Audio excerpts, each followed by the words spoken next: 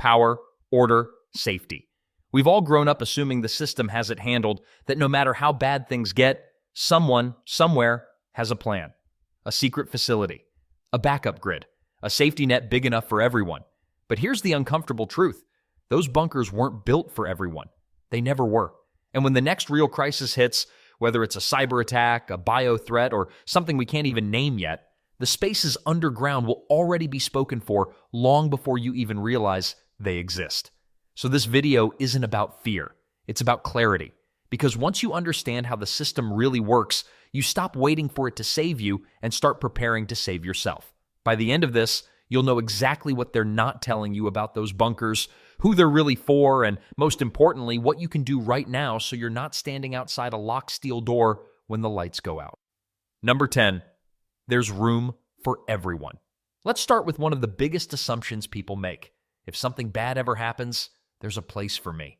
You see it in the movies, the military doors slide open, the lights flicker on, and crowds of civilians pour into massive underground shelters as soldiers wave them inside.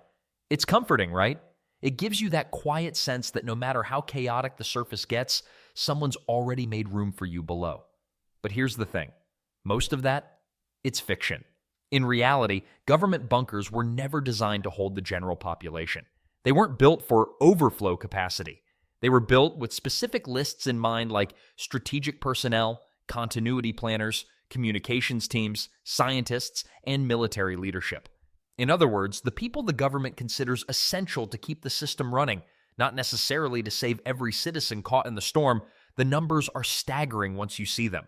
Some of the most famous Cold War-era bunkers, like Cheyenne Mountain or Raven Rock, could hold just a few thousand people at best, barely a pinprick compared to millions living in the regions they were meant to protect. Even when new facilities were built or old ones updated, the ratio never really changed. The design philosophy stayed the same. Preserve the infrastructure of command, not the population. And that's the part no one tells you. When the public hears national emergency preparedness, we imagine large-scale safety plans, community shelters, and evacuation zones. But those maps and those promises, they're paper deep. The real hard bunkers, those with thick blast doors, filtered air, water systems, and months of rations, are reserved spaces. And by the time you hear about them on the news, they're already sealed. This isn't about blame. It's about understanding the framework. The government's job in a crisis is to maintain order and continuity. That means saving the systems that hold power, not necessarily the people living under it. Once you see that clearly, your entire mindset shifts. Because waiting for someone else's plan means betting your safety on a door you'll never have the key to. And realizing that, truly realizing it, isn't paranoia. It's perspective. It's the moment when you stop thinking, they'll take care of it, and start asking, what's my plan? Your fallback plan doesn't need to look like a Cold War fortress. It starts small, knowing where to go, what to bring, and who you can rely on when systems fail. It's about self-sufficiency, not secrecy. Once you accept that those bunkers were never meant to fit everyone, you stop feeling excluded and start feeling empowered. You stop being part of the crowd waiting for permission and start building your own form of security. And if the bunkers aren't built for numbers, then what is built for disaster? That leads us into item number 9, infrastructure that survives the collapse. Number 9, it's a safe haven, always accessible. We've all seen the imagery, the thick steel blast doors, the heavy concrete tunnels, the red lights flicking on as sirens echo in the distance. You picture rows of people filing in calmly while guards secure the gates, and deep underground, safety awaits. It feels absolute, unshakable, accessible. But here's the truth few ever think about. Those bunkers might as well be on another planet when it really counts, because in almost every real-world scenario, whether it's a nuclear alert, grid failure, or natural disaster, you won't be able to get there. Most official bunkers aren't sitting down the road from your neighborhood. They're in remote areas, accessible only by secure routes or government transport. And those transport plans, they're pre-approved, pre-timed, and reserved for people already cleared on the list. That means if you're not on that manifest before the first alert sounds, there's no catching a ride. Even military or government employees often need specific authorization codes to enter, and many facilities stay sealed until a top-level trigger is confirmed. That's the uncomfortable reality most people don't factor in. You could have the coordinates, the determination, and even the training and still never make it past the outer perimeter. And that changes the conversation entirely. Because if the place you're counting on for safety might be unreachable, what's your backup plan? Here's the mindset shift. Plan as if those official shelters don't exist for you. Start local. Think accessible. That means identifying structures around you that offer real protection, like subsurface garages, storm basements, reinforced buildings, and making sure your own space has the essentials to keep you alive when movement becomes impossible. This isn't about fear, it's about freedom. You stop waiting for someone else's gate to open and start knowing exactly where to go, what to bring, and who's coming with you. And if you can't get in, what happens outside those gates? That brings us to item number 8, what they won't tell you about essential supplies. Number 8, what they won't tell you about essential supplies. Here's something most people never stop to question. How long do those bunkers actually last? We imagine them stocked like underground cities with rows of food, water tanks, and generators humming for years on end. But the truth is far less cinematic. Most bunkers, even modern ones, are stocked for limited time frames. We're talking weeks, sometimes just days of sustainable operation before resources begin to thin out. Food, fuel, and medical supplies all have expiration points. Air filtration systems need filters replaced, generators burn fuel, and water purification units rely on stored chemicals that don't last forever. These bunkers are built for continuity, not long-term independence. They're designed to keep key personnel alive just long enough for surface conditions to stabilize or for resupply convoys to arrive. But in a large-scale collapse, say a power grid failure that spreads globally or a prolonged biological event, those convoys may never come. Roads could be impassable, skies closed, and logistics broken. Suddenly, the very people underground become trapped in slow-motion scarcity. Rations tighten, systems wear down, and the air of control turns into quiet desperation. That's the part you never see in the official briefings, the moment when even the most secure bunkers turn from fortresses into coffins if the outside world doesn't recover on schedule. So what does that mean for you?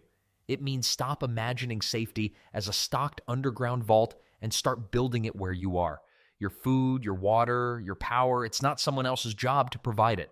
It's yours. Start small. A rotation system for food storage, a clean water cache and purification method. Ways to generate light and warmth without the grid. Build redundancy into your daily life so that when the supply chain breaks, your world doesn't. The real emotional shift happens when you stop thinking they'll feed us and start knowing we feed ourselves. That's not isolationist, that's independence, that's resilience. Because the truth is, even bunkers are temporary, but your ability to adapt, plan, and sustain, that's long-term survival. And if even the bunkers become vulnerable after a while, the next question is simple. What keeps them alive down there when everything else fades? That leads us to item number 7, the real game, aka power and energy. Number 7, power is the silent bottleneck. When people imagine a doomsday scenario, they picture the big stuff first, like the mushroom clouds, the pandemics, the chaos. What almost nobody thinks about is the quiet killer that follows, the loss of power. Electricity is the invisible thread that holds every system together, from the air you breathe to the messages you send. It runs your ventilation, your water pumps, your communication gear, even the locks on the bunker doors. Take that away, and the entire illusion of safety starts to unravel fast. A bunker might survive the blast, but can it survive the blackout? That's the question nobody at the podium ever answers. Because when the grid goes down, not for hours, but for weeks, even the most secure facilities start bleeding efficiency. Backup generators hum for a while, sure. But every gallon of diesel burns time. Every circuit that stays on eats through reserves. Eventually, it's just a clock ticking down. Imagine the ventilation slowing, the air growing still, the temperature creeping up, the radio static rising as signals fade.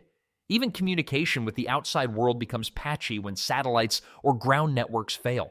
The place that once felt invincible starts to feel like a trap, one where darkness, heat, and silence move in together. This is the piece of the survival puzzle that most people overlook: sustainable energy. You can't rely on a grid that's gone or a government generator that's not yours. You have to create your own sources of power, small, renewable, reliable ones that keep your essentials running when everything else stops. Solar panels, rechargeable power stations, small wind units, even hand-crank chargers and low-draw LED setups. When you think in watts instead of wishes, You stop being powerless, literally. It's not just about keeping the lights on, it's about control. Control over warmth, communication, and sanity. Because light keeps fear at bay, warmth keeps your body working, and power keeps you connected to life beyond your walls. The moment you understand how fragile plugged-in safety really is, you realize that independence doesn't start with guns or gates. It starts with energy. And once you've secured your own power, another question rises. Even if the lights stay on, what happens when your body doesn't? When the air becomes stale or the temperature turns deadly? That brings us to item number 6, medical and climate control. Number 6, medical and climate control, also known as the hidden limits. When people imagine bunkers, they picture thick walls and filtered air, the ultimate protection. But here's what most forget. A bunker is a closed ecosystem, and closed systems are only as strong as their climate and medical support. Every underground facility depends on a delicate balance: air circulation, humidity, temperature, filtration. Break that balance, and you've got a sealed concrete oven, not a sanctuary. If the HVAC systems fail, and they can, CO2 levels start climbing, heat accumulates. Filters clog. Within hours, oxygen drops. Within days, mold and bacteria bloom in damp corners. Even the best designed shelters become unlivable when air stops moving. And unlike the movies, there's no magic reset switch when parts overheat or fans burn out. Now layer on the medical angle. Bunkers assume stability, that people inside are healthy, that supplies are stocked, and that the environment stays constant, but throw in a few fevers, an infection, or just an unexpected allergy, and suddenly the tiny medical kit looks very small. Most of these facilities aren't field hospitals. They're built to preserve decision makers, not treat the sick. If you've ever sat through a power outage in sweltering heat, you already know. Climate control isn't a luxury, it's a necessity. Heat exhaustion, dehydration, and poor air can take people down faster than hunger. And in a bunker, those risks multiply in silence. That's why your real safety net isn't buried underground. It's built above ground. At home, learn how to ventilate your own shelter space without electricity. Understand how to keep warm with insulation, not just power. Store the basics: electrolyte packets, antihistamines, first aid gear, and a way to filter air, even if it's as simple as a DIY carbon setup. The people who endure the long crises are the ones who treat health and comfort as part of the plan, not an afterthought. But if you're stuck at home and conditions worsen, the next threat isn't just invisible, it's human. Which brings us to item number 5, security.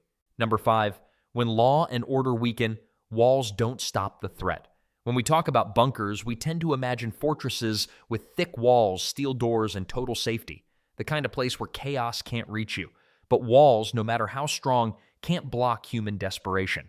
And in a true breakdown of order, that's what becomes the real threat. History shows it every time society cracks. When food lines form, when supplies dwindle, when communication falters.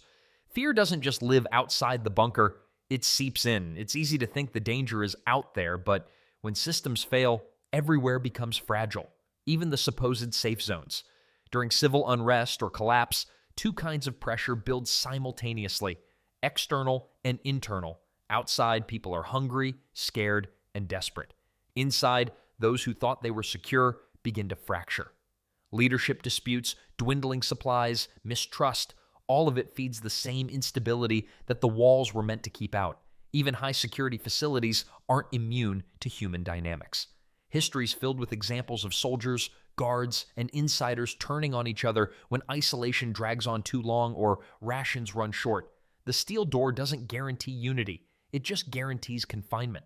So what does that mean for you, the person on the outside, without an ID badge or sealed airlock?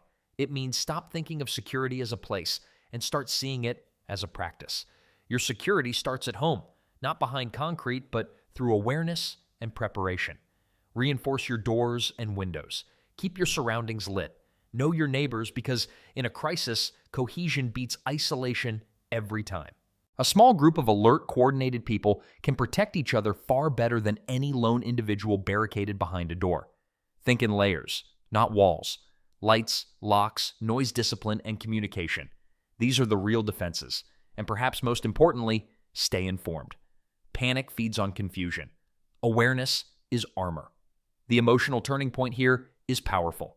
When you stop waiting for protection and become it, you shift from passive occupant to active guardian. You start to see that resilience isn't about fear, it's about responsibility. And if you're not heading for a government bunker, that leaves only one real place to fortify: the space you already live in. That brings us to item number 4, your first, and in some cases, your only bunker: home. Number 4, home becomes your first and possibly only bunker. Here's the truth most people miss. If you're ever facing a major crisis like power outage, civil unrest, or environmental shock, chances are you're not going anywhere. Roads jam, fuel runs out, official shelters overflow or lock down. And when the movement stops, what you have is what you've got. That's why your home isn't just your comfort zone, it's your first and possibly only bunker. You don't need a multi-million-dollar underground fortress. You need a mindset that treats your home as the hub of your resilience, because every wall, every light, every storage cabinet has potential. Start with the basics: power, light, communication, and supplies. Can you keep the lights on if the grid fails? Can you heat or cool a room if the systems go down? Can you communicate when networks crash? These aren't doomsday fantasies. They're real questions that people face every year during storms, blackouts, or political upheavals. Then build in redundancy: solar lights, battery banks, manual tools, water storage, canned food rotation, a backup radio. You don't need to live like a prepper, you just need to live like someone who understands that self-reliance isn't optional anymore. But the real transformation happens in how you see your space. Instead of imagining safety as something you'll find elsewhere, you begin to shape it around you. Every improvement and every backup plan turns anxiety into agency. You're no longer waiting for rescue. You're building a home that can sustain you. You're not hoping someone opens a gate. You're making sure your own door never has to close in fear. And the emotional payoff? Confidence, calm, control. Knowing that if systems fail, your world doesn't. But readiness isn't just about gear or walls. It's something deeper, something that starts long before the lights go out. That's where we move next. Number 3, mindset and planning. High-tech gear. Here's the biggest misconception about preparedness: that survival is something you can buy. That if you've got the latest generator, the flashiest flashlight, or the most expensive tactical backpack, you're covered. But when it really hits the fan, gear doesn't think, gear doesn't adapt. You do. That's why every seasoned prepper, emergency responder, or survival expert will tell you the same truth. Mindset beats materials. Every single time, the people who survive aren't always the ones with the most equipment. They're the ones who stay calm when everyone else panics. They've rehearsed, they've visualized, they've made choices ahead of time when their hands weren't shaking and the world wasn't falling apart. Let's get real for a second. You could spend thousands on top-of-the-line gear, but if you don't know how to use it under pressure, if you've never practiced loading your generator, rationing your food, or purifying water, then that gear becomes expensive dead weight. The moment chaos starts, you'll be fumbling through manuals by candlelight while someone with half your budget and twice your planning is already 3 steps ahead. So what does that look like in practice? It starts with scenario planning. Imagine the most likely disruptions like blackout, flood, supply shortage, and walk through them mentally. Where do you go? What do you grab first? Who's responsible for what? Write it down. Then test it. Do mock drills with your family. Time how long it takes to find flashlights. Try cooking without power for a night. Practice using that crank radio or solar charger while things are calm. It might feel awkward at first, but when the real thing happens, that muscle memory will save you more than any gadget ever could. And remember, redundancy is your best insurance. 2 ways to cook, 2 ways to light, 2 ways to communicate. If one system fails, you've got another. That's not paranoia, that's preparation done right. The emotional payoff here is huge. Once you've rehearsed, once you've seen your plan work, that quiet confidence sets in. The fear starts to fade because you've already met the problem in your mind and beaten it once before. You're no longer reacting, you're responding with purpose. And once your mindset's sharp and your plan's in motion, it's time to level up even further. Not alone, but together. Because when systems fail, it's not isolation that saves people, it's connection. That brings us to item number 2, community alliance. Number 2, community alliance is the unspoken survival edge. Here's a truth most people don't like to admit. No one survives alone for long. Movies make it look heroic, the lone survivor in a cabin, armed and independent. But in reality, isolation is fragile. One accident, one illness, one bad day, and your entire plan collapses. That's why when the bunkers are full and the government stretched thin, your real safety net isn't concrete, it's people. When the grid goes down, it's not the smartest or the richest who make it through, it's the communities that cooperate. Neighbors who share tools, watch each other's homes, pool supplies, or trade skills. It's the nurse who knows first aid, the mechanic who keeps generators running, the gardener who knows how to grow food. Together, they create a living network that no single person or government bunker can match. Think about it. A lone flashlight lights a corner. 100 flashlights light a neighborhood. A single garden feeds one family. A block of gardens feeds everyone. That's how resilience scales, through connection. And here's what no one in the official playbooks talks about. When disaster hits, most systems of aid take time to mobilize. But your neighbors? They're there in minutes. If you've already built trust, you're not scrambling to negotiate or beg. You already know who can help and who needs help first. That's the power of proactive community planning. Start simple. Meet your neighbors. Trade contact information. Discuss what resources or skills each person can offer in an emergency. Maybe one house has a generator, another has medical supplies, another has space for kids or elderly. Together, you can form a micro network, your own small-scale bunker above ground. And don't underestimate morale. In times of fear, having others to talk to, share meals with, or simply check in on makes a world of difference. It's psychological armor. You'll find courage multiplies when it's shared. The emotional payoff here? It's belonging. That deep human sense of knowing you're not in this alone. That when things go dark, there's a light next door too. This brings us to the final and most personal point. The one thing no one can prepare for you. Item number 1. Responsibility. Number 1, your ultimate escape.